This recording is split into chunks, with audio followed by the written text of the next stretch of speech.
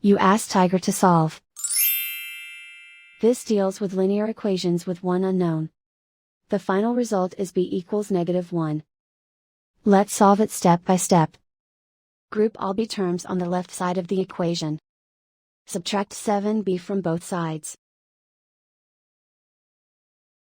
Group like terms. Simplify the arithmetic. Group like terms. Simplify the arithmetic. Group all constants on the right side of the equation. Subtract 2 from both sides. Simplify the arithmetic.